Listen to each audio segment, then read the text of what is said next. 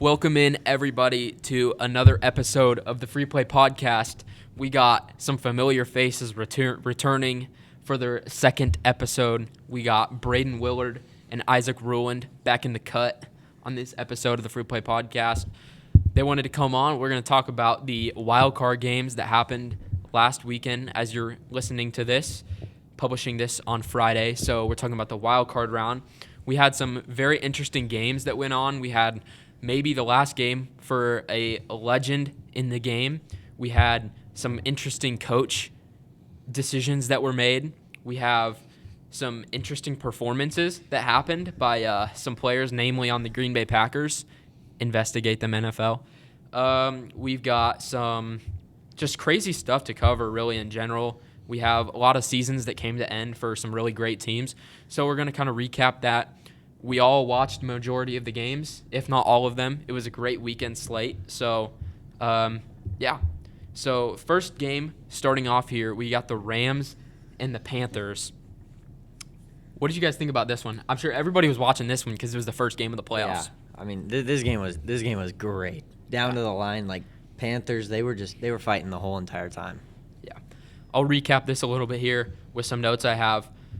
Great performances by Puka Nacua and Matthew Stafford.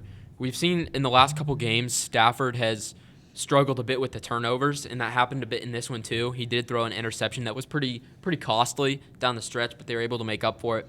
304 yards, 3 TDs, 1 interception, good for a 93.8 passer rating for Matthew Stafford, which is why he's been in the MVP race all season long. Puka Nacua, what more can you say about him? 111 yards, a TD, making clutch plays down the stretch, just easily one of the best 5 receivers in the sport. I want to give a shout-out to Dave Canales and Bryce Young. This is one of the more up-and-coming duos, in my opinion, in the NFL.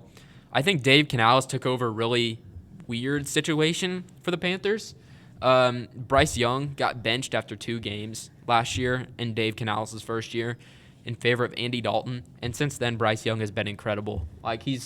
They've led one of the more dynamic offenses in the league, and it's certainly the best offense that Carolina has had since the days of Cam Newton and Christian McCaffrey. So I think there's good days on the horizon for the Panthers. They need to revamp the defense a little bit. They might lose Ejiro Evero to a head coaching job this offseason, but if they get him back, I like where they stand. Yeah, I agree. I think it was a great fight by the Panthers. It's hard to go against a team that's done so well all season. And for the Panthers, having it as a home game, I think that helped a little. But going down 2 touchdowns early and then finding a way to crawl back into the game, I think that's great. So I want to get some opinions on this. What do we think about the 8-9 Carolina Panthers hosting a playoff game? Because in my opinion, didn't the Lions propose a rule about this, didn't they? No, I have no idea. I think last offseason they proposed a rule that said that each division winner would be guaranteed a playoff spot, but not necessarily playoff seeding, which I think is probably a good thing because the Rams were 12-5, and we have teams like the 49ers who were 13-4, something like that, 12-5, and they didn't host a playoff game, but the 8-9 Panthers and the 11-6 Bears did.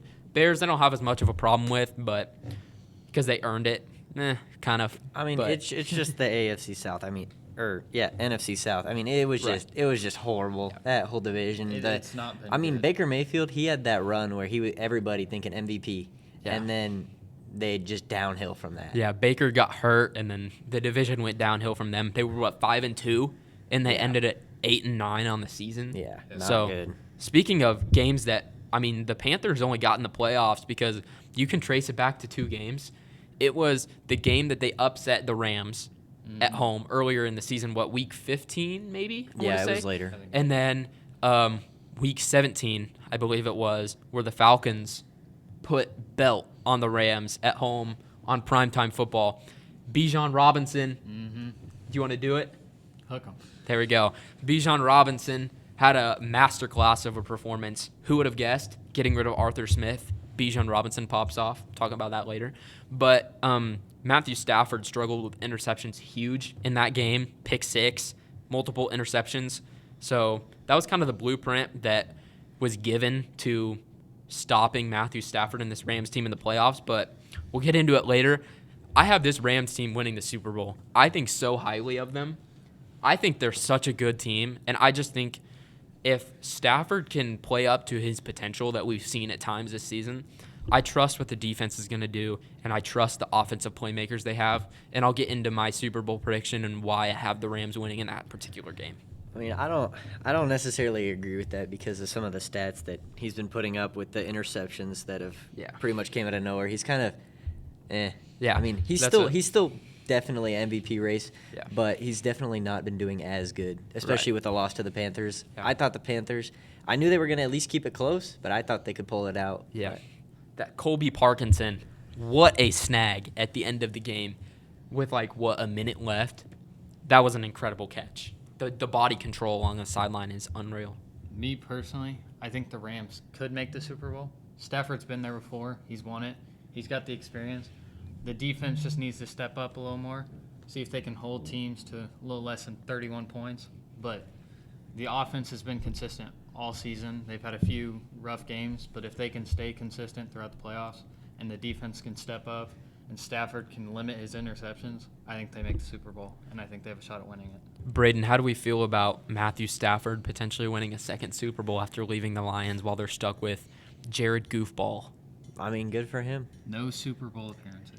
Good for him. He's made more Super Bowl appearances than your entire franchise. Right. He made more Super Bowl appearances in 1 year than Matthew Stafford made than the Lions have in their entire franchise history. Yep. Trash. So, All right. All right, going into game 2 of the slate, my least favorite. The Bears. All right. We had Packers at Bears. This one was, honestly, I'm glad it's over. I'm glad our season is over in a way because this season was abysmal. 18 players on IR, including Tucker Kraft, Devontae Wyatt, Micah Parsons. Some injured players we had along the way. Josh Jacobs, Evan Williams, Jordan Love, Zach Tom. You can just name down the list. Bo Melton was massive in this one. He fills in a lot of areas on this team. He plays backup corner, which we've had problems with injury at. We've had problems at receiver, and Bo Melton is a backup receiver. Special teams has been the sole reason why the Packers have probably lost 4 playoff games now in the last decade. And not having Bo Melton in at jammer and on coverage teams was pretty detrimental to this one. We saw a lot of long returns and some just pretty overall bad special teams play, which is nothing new for the Matt LaFleur era in Green Bay. But this game to me is really on Matt LaFleur more so than some players. The offensive line was abysmal in the second half, which is a reason why what happened. Yeah. But you can't say that it's all Matt LaFleur's fault without giving some credit to Ben Johnson and Dennis Allen from the Bears. Dennis Allen is a great defensive coordinator. They just don't have the type of personnel, in my opinion. And Ben Johnson put together a great game plan in the second half. He went heavy run game with some play action as well, and that was able to take advantage of a weak Packers offensive line. And Dennis Allen did a great job with blitzing in the second half. They were getting zero pressure. The O-line was holding up fantastically in the first half. Jordan had all types of time to throw. And what happened was a 21-3 lead at half. And as soon as they started blitzing, Matt LaFleur and the offense had no answers. The offensive line folded like a lawn chair without Zach Tom. And it was just really uninspiring in general. I think this comes down to coaching. You let 3 points in the first half and then 3 in the third quarter. So through three quarters, you've let 6 points. You have an 18-point lead, and then you crumble at the end. Fourth quarter, 25 points by the Bears. I think this comes down to coaching. You got to be better. There was multiple times in the second half, well, let's just say throughout the entire game, where game's over. I thought Brandon McManus' 55-yard field goal right before half, he makes that game's over. Up 21 with the ball after half. Completely dejected in the Bears locker room. You're down by 3 touchdowns. Thought that was a big turning point. You come out second half, okay, we're still fine. You can just go down, score even 3.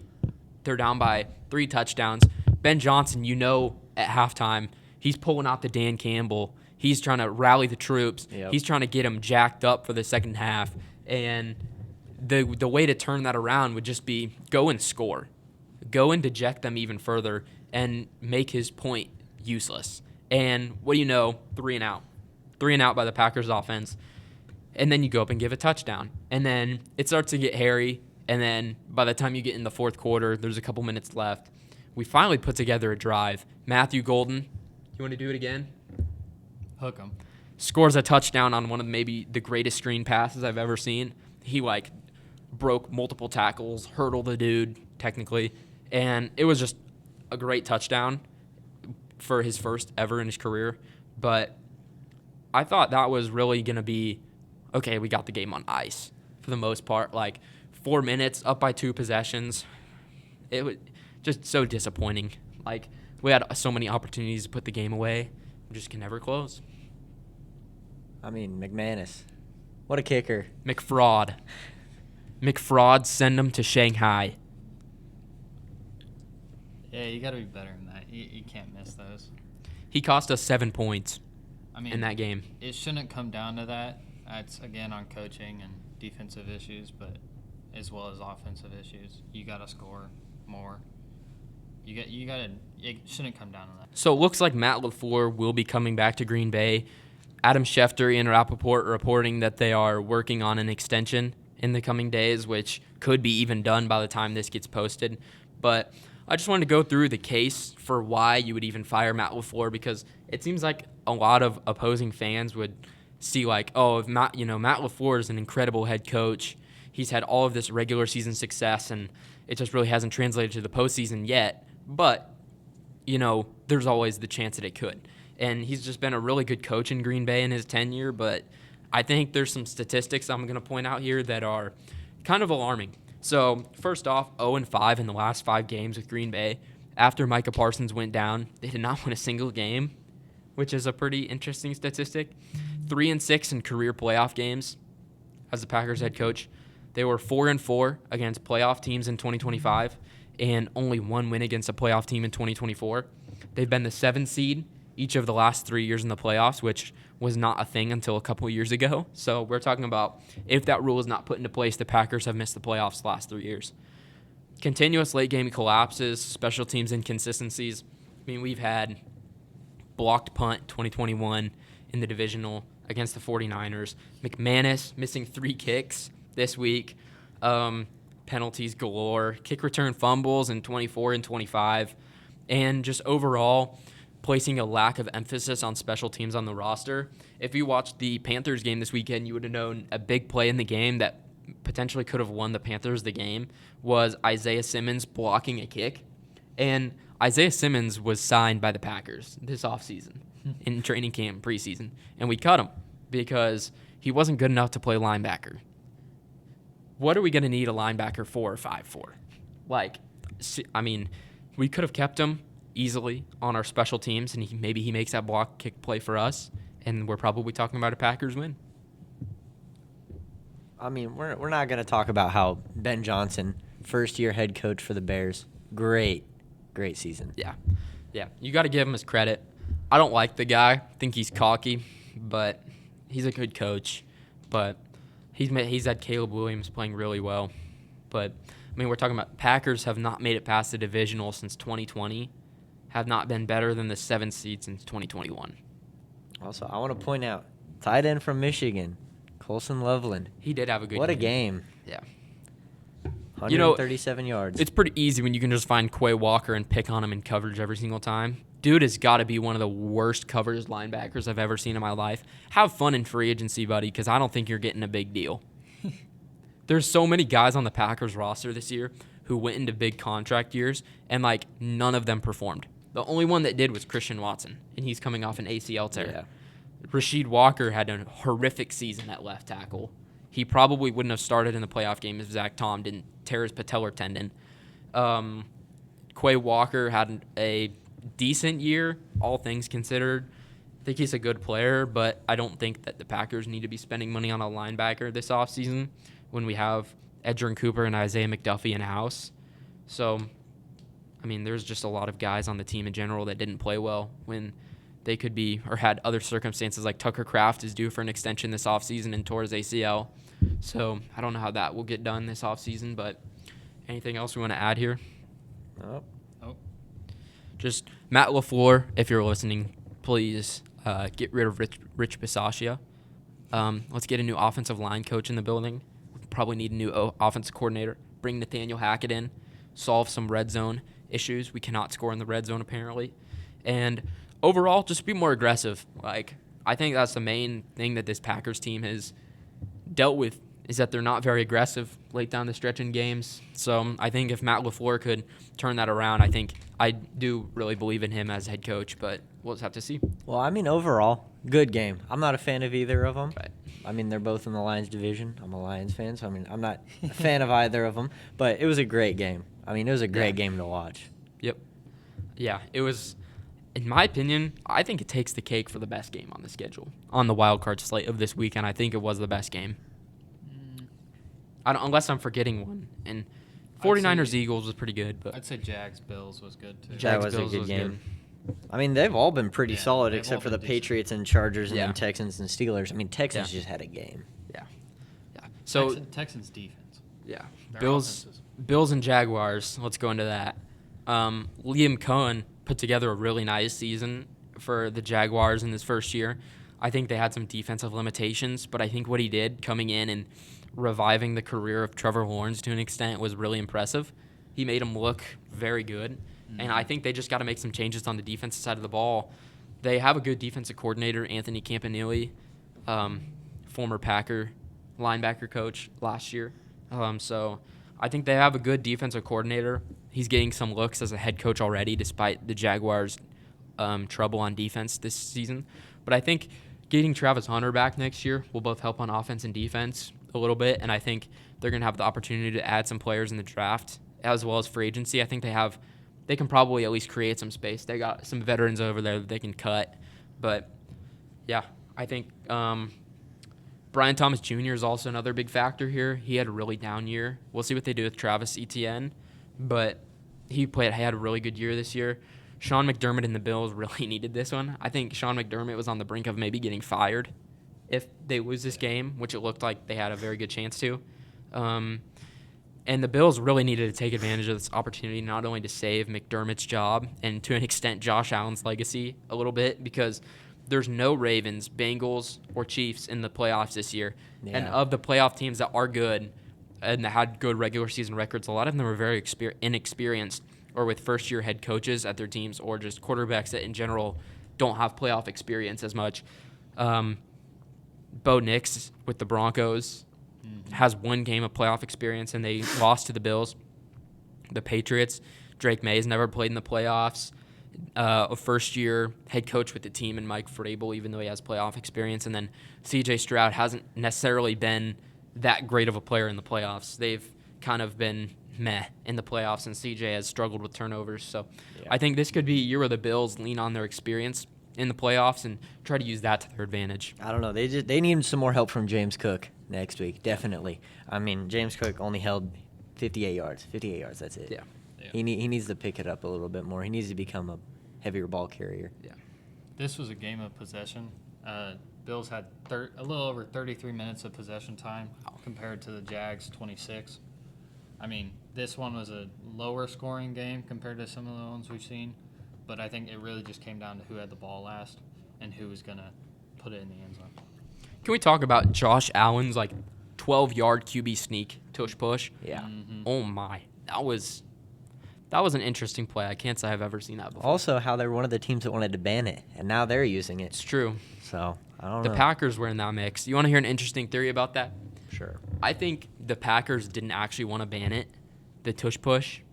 I think we got flat out used by the league, by the rest of the owners, because we don't have an owner.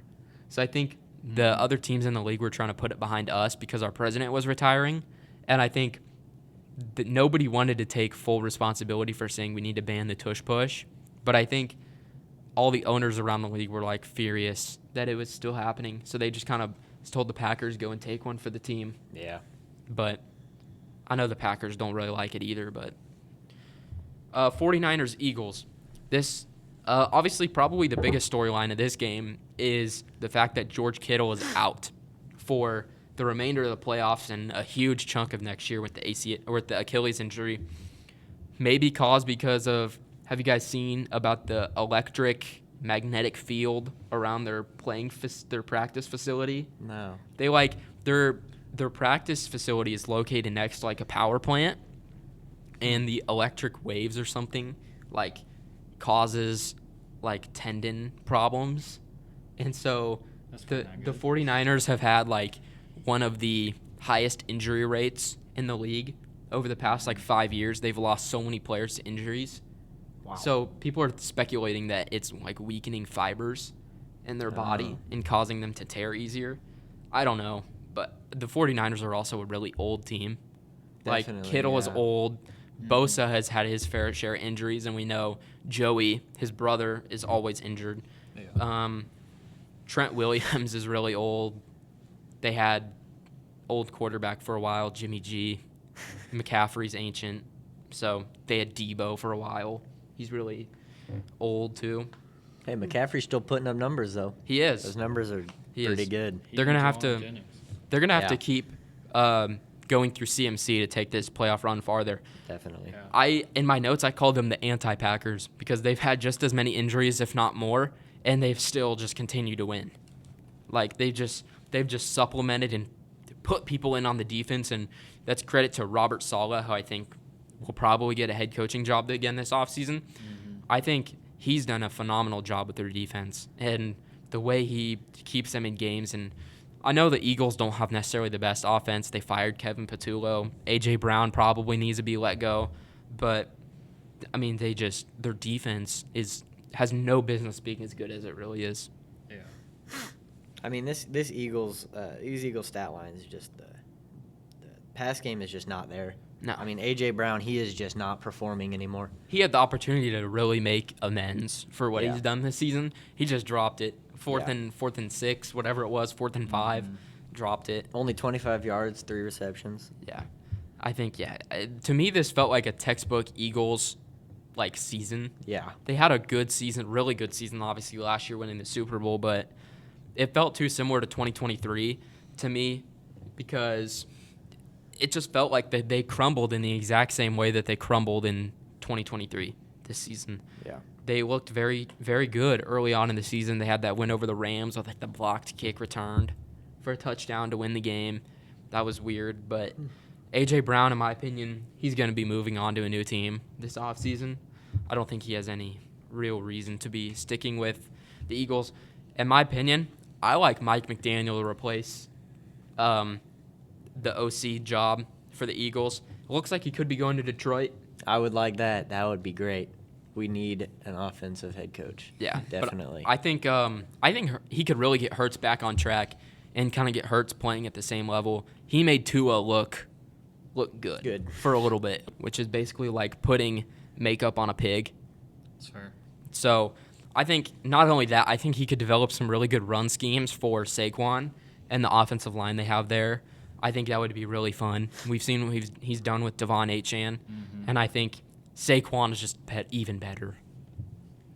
I think the real big issue with the Eagles is there's too much drama going on right now. They need to kind of clean that up.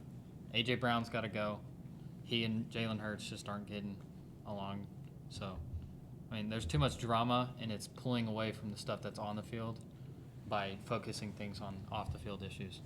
Cooper DeJean was also sneaky bad this season. Yeah. I don't think he was as good as people hyped him up to be.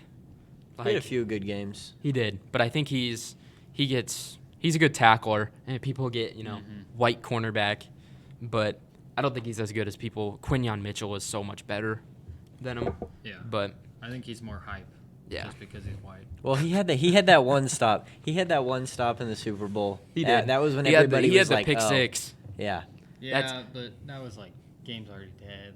Like That was his Jackie Robinson moment. Yeah, that's when everybody's like, oh, I know who he is now. Yeah. And then carried over into the season. He did decent, and then just kind of meh. Chargers, Patriots, not much to say. The Patriots are one of the best teams in the AFC. They showed it. The Chargers really had never much of a chance. They fired Greg Roman, the OC, which is the correct move. They desperately need a change. The offensive line Did you guys watch the Sunday Night Football introductions? I did not. Oh, I saw some of them. 37 out of 42, yeah. 41 out of 44. They had one dude who was 41 out of 41 Yeah. in starting guards in the league. Jeez. It's like Just there's gone. not even 41 starting left guards in the Yeah. league. You're worse than like at least 8 backups. Yeah. 8 to 9 backups. So, I mean, they got some work to do on that offensive line. I think they have pieces. Joe Alt, really good, franchise level tackle, but the receiver room needs work. Mm-hmm. Like Ladd McConkey looked good, and then he had some issues this year. Keenan Allen was really probably their most consistent weapon. Orondo Gadsden was good, but I think he got injured. I had him on my fantasy team, but Drake May proving why he's the MVP in my opinion, and I think the Patriots are my favorite to come out of the AFC. I mean, honestly, that game was just not great. Well, what was it going into half? It was 3-6. 6-3, yeah. 6-3. Patriots are up by 3. I'm like, why is this game even close? I didn't think the Chargers had a chance here. And then second half, only 10 points. I mean, I don't know how I feel about the Patriots only putting up 16 against the Chargers. The Chargers have a really good defense. Yeah. That's where Jim Harbaugh butters his bread. But I will say, what this game shows me is that if the Patriots are facing a really good defense, like let's say the Texans, are they going to struggle like that? Because if they end up facing a team that has a good defense and then a somewhat better offense than the Chargers, are they going to have the struggles they did in this game, but also let up the points? That's why I see them not really doing as well in the playoffs. I think that's a fair concern, but the only team, in my opinion, that can really compete with how good of a defense the Chargers had in the AFC side, I think would probably be the Texans. And they are playing the Texans next. Yeah, so C.J. Stroud, in my opinion, is just not good. He's got to have a career game. Yeah, they got to figure something out for if they want to win that game. C.J. Stroud has to step up. It's a miracle that the Texans won that game. And I wouldn't say a miracle, but as handedly as they did. Yeah. On offense, they did not deserve to win that game one bit. We'll get into it next, but dominating defensive performance by the Texans. They've done it all season. We know the guys they have: Jalen Petrie, Derek Stingley, Will Anderson, Danielle Hunter. You could just name more if you wanted. They're really talented, and I think they are a Super Bowl caliber team. But I think it's going to come down to really C.J. Stroud. Yeah. Like, I think the run game is went enough. Nico Collins, went out with an injury, but I think it might just be concussion at most. Yeah. Which it's not like he was going to do anything this week against Christian Gonzalez anyway. No. Yeah. So, CJ was awful. Like, his play in the pocket was not what you want to see out of a guy that's had as much experience as he has and the amount of experience he does in the playoffs. But I think that it was good for the Steelers to make the changes that they did. Yeah. I mean, that run game definitely held the Texans. That's why they were able to win this game substantially. And the defense was great. Yeah. What do we think about Mike Tomlin stepping down? That's probably the biggest storyline to come out. What was it, 22 years? Not 22. 18. I think it was 18. 18, yeah. That's a long time. That division's taken a hit. Yeah. Yeah. Tomlin and Harbaugh. Harbaugh, yep. I think Tomlin was probably told that he would have to step down. Or he was getting fired. Or he's getting fired, so I think stepping down just kind of keeps his legacy there in Pittsburgh. Yeah, it's true. A little more intact. But also, he's going to have a weird legacy because, you think, oh, Mike Tomlin, like, just what a great coach. Like, he held it down for so long with Pittsburgh. And then you look at, 2010, make the Super Bowl. Yeah. Lose to the Packers. Great moment. I was 2 years old. They have 3 playoff wins since 2011. Yeah. And they've had some pretty darn good teams. A.J. Brown, Antonio Brown. Players? Yeah. Antonio Brown. You said teams. Oh. I mean, yeah. They've had good teams and players. Yeah. Big Ben. Antonio Brown, Ryan Ben, Shazier, Big Ben, Le'Veon Bell. Yeah. I mean, they've had Heath Miller. Juju Smith-Schuster was really Juju, good he when was. played for the Steelers. So they had really, obviously T.J. Watt, Troy Polamalu was still around, and that time James Harrison. So But they had really good teams. It just seemed like Tomlin never really got back to the level that he was at. I mean, he's just been. I feel like he's just been mid. mid. Just 500 and Yeah. above. I mean, he never had a losing season with the Steelers. But I mean, it gets to a point where You need to do you're more. going 9-8 for probably the 6th season. Or I think the pivotal moment in their franchise was the 2021 NFL draft.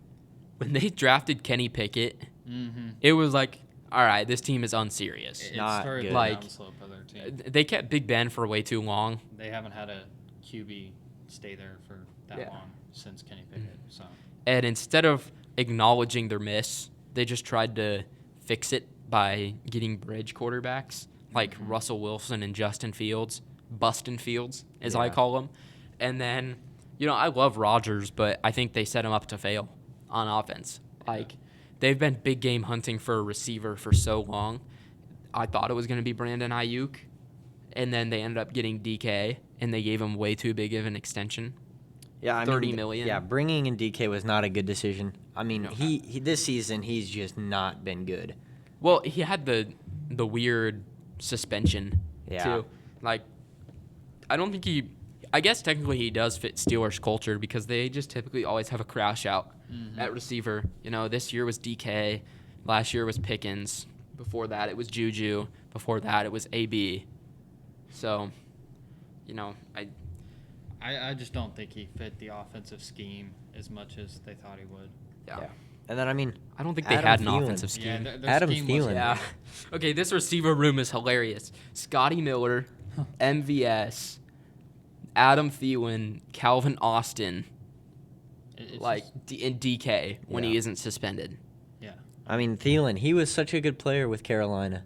He was a good player. really good player, It's just consistent, and now he's just done. That's kind of what this He team is. literally did retire today. Yeah, there's It's no people at the need. end of- Yeah. So- I mean, it's the Pittsburgh retirement home. Yeah. At That's this point. Hey, because- that's what Green Bay was for a couple of years. Randall Cobb, Yeah. Mercedes Lewis, 40 years old. Yeah. I mean, on the topic of Rodgers, if this was really his last game, which I think it was, I think I was leaning more so he was going to retire even before Tomlin left. And I think the only reason he went to the Steelers was because of Tomlin. I feel bad for him because I think he has good ball left in the tank a little bit. I still think he can spin it. I think his mobility and pocket mobility is just it's the game, part of the game that has left him. I mean, there's a lot of people that have been agreeing that he's getting old, Yeah. and he's not looking as I mean, pretty as he is was. 42. Yeah. But yeah, I think obviously we've seen Rodgers still make Aaron Rodgers plays like at times, and he's won them like the Ravens game week 18 where he just drove them down the field and they scored on that Calvin Austin route. I mean, in that game, he didn't have communication in his helmet, and he was literally drawing up the plays in the huddle. Like, that's just the type of player he is.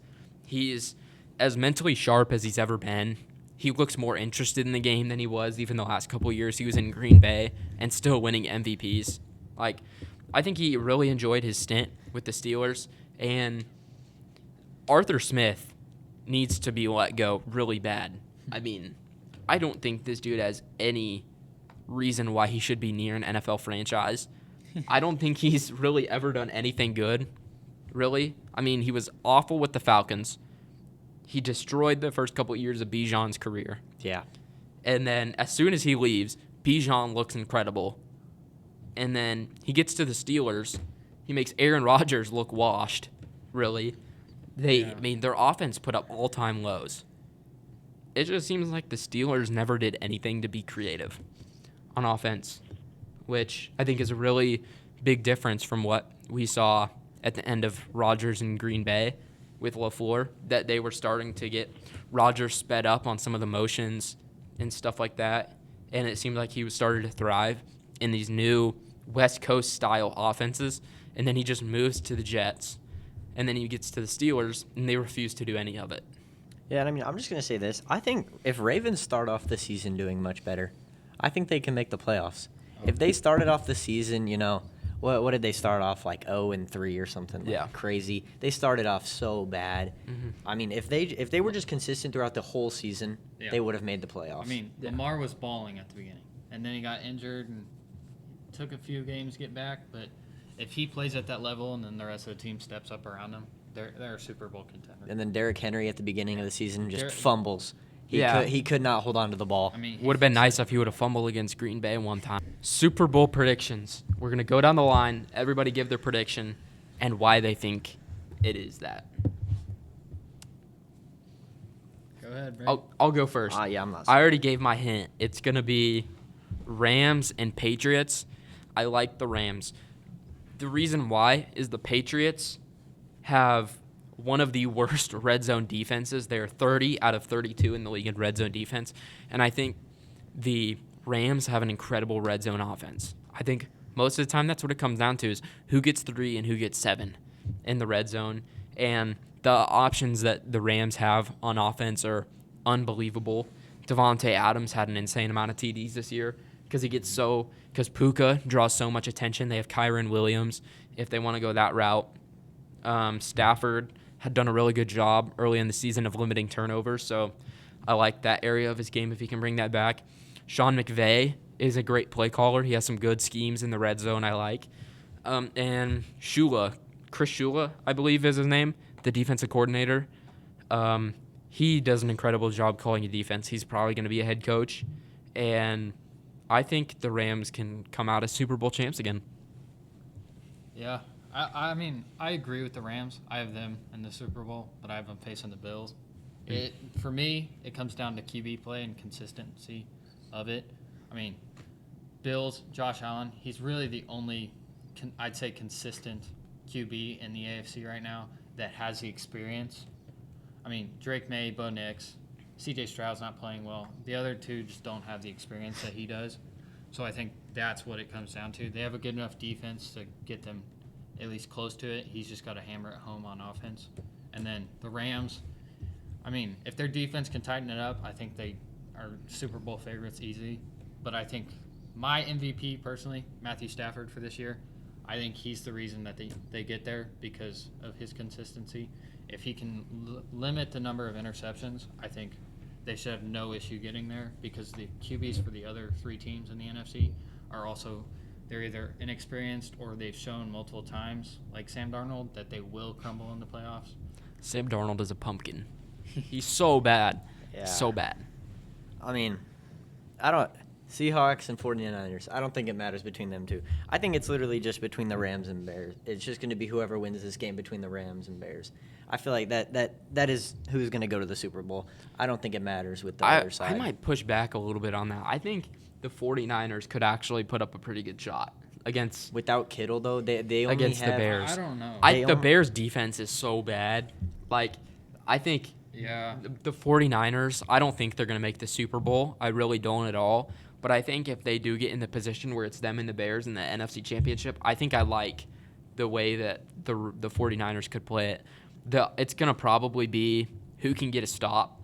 I think Robert Saleh calls a great defense, and I think he could do some stuff that could throw off Ben Johnson. And, I mean, the Bears are such a good team playing at home, so you always got to be concerned about that. Yeah, I mean, that's why I think if Bears win, their 49ers and Seahawks don't have a chance. I don't think so. Because, I mean, Christian McCaffrey and Juwan Jennings, that's pretty much their whole team right now. I mean, I think if Seahawks win over 49ers and then the Bears win, it'd be at Seattle, correct? Yep. So I think Seattle has a good enough offense against that Bears defense that they will obliterate them. Yeah. And I think their defense is good enough to hold that Bears offense to at least somewhat of a thing. Yeah. So I'm saying, I think if the Bears win and the Seahawks win, I have Seahawks going to Super Bowl. Yeah. I think the Rams beat them both. I mean, just going off statistics, the Rams will more than likely win this game. Yeah. I don't think the Bears have even close enough of a good of defense to throw Sam Darnold off. I mean, you have to have a good defense. Yeah. Like, I think of the teams that could throw Sam Darnold off his game the rest of the playoffs, I think I do like the Seahawks to beat the 49ers this weekend. Seattle has a really good defense. It's insanely holding points to teams to 17.2 points on average. It's got to be top 3, if not top 2. It's one. They're number one. Yeah. The way this Texans play defense is so elite too. It's like you're throwing you're splitting hairs with how good they each are, picking one or two. The run defenses are great. Yeah. I think that's why the 49ers will struggle. Mm-hmm. Without Kittle, their pass defense goes from two-dimensional to really one-dimensional. They got Jawan Jennings, but that's about He hasn't been having the best season. I mean, he had a better play passing the ball than he did catching the ball. I didn't even know Demarcus Robinson was still in the league Yeah. until I saw him make like 2 catches on that opening drive. Yeah. But I mean, have Jawan Jennings throwing touchdown passes. Just feels like the ship is gonna sink at some point. Yeah. They've done such a good job of weathering the storm, but it feels like the big boys are starting to play, and the 49ers are gonna get pushed to the bottom. I mean, in these last 2 games, 17-13, 49ers win over the Seahawks, and then 13-3. So it'll definitely be a close, probably game. lower scoring game. I think if the Seahawks can shut down CMC, then they pull it out, which they've done all season. I don't think teams really respect Brock Purdy in the passing game. Yeah. I think the Seahawks have such a good defense that they're just gonna let Brock Purdy throw it. He doesn't really have anybody to exactly throw to now. Yeah. I mean, I he think has check downs to without CMC. Yeah. Without So Kittle, it's- Yeah. I think if you want to check down against the Seahawks, you can do that. He Yeah, didn't that's have not that. going to work well. Yeah, he didn't have that outlet pass. They have very good tackling corners too. Is an underrated part of their defense. Tariq Woolen is massive. He's like 6'4", and then Devin Witherspoon is a great tackler. So I mean, although I think it'll be Rams and Bills.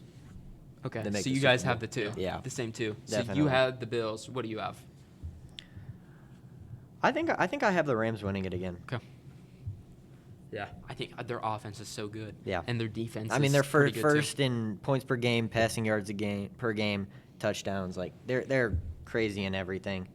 Yeah. Offensive yards think per Bills play. pull it out because Josh Allen's got a baby on the way, and Doesn't matter. he's playing at a different level. It doesn't matter. I mean, don't know. The only part that concerns If me. Haley Steinfeld's watching, I'm putting up 400 yards too. Like James Cook hasn't been Genuine. performing. James Cook hasn't been performing. it doesn't matter. I mean, The only problem I could foresee with the Rams with the Bills playing the Rams, is I don't think the Bills have the corner help no.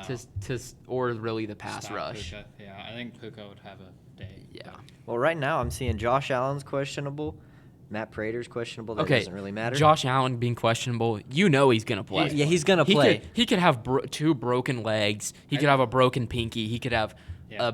Didn't he break his finger supposedly or something? Yeah. Probably. Dalton Kincaid and Ty Johnson both questionable. He smacked his hand on one of his own players. It's foot, knee, finger. Yeah. That's what he's I questionable with. like Josh He Allen just got hit. to get to the Super Bowl, and then the Bills are gonna go enjoy some wings at Room 40. if you get my elite ball reference right there. All right. Well, thank you guys so much for listening. Comment down below your Super Bowl prediction if you have one. We were blessed with an elite slate of games this weekend. Hopefully, we get the same for this upcoming weekend as you're listening to this weekend. So, yeah, hopefully our predictions are right. Would not surprise me if they are. Would not surprise me if they aren't. I mean, these games have been great, and You never know. right now we don't know. Just toss up. But thank you guys so much for listening, and I'll see you in the next episode.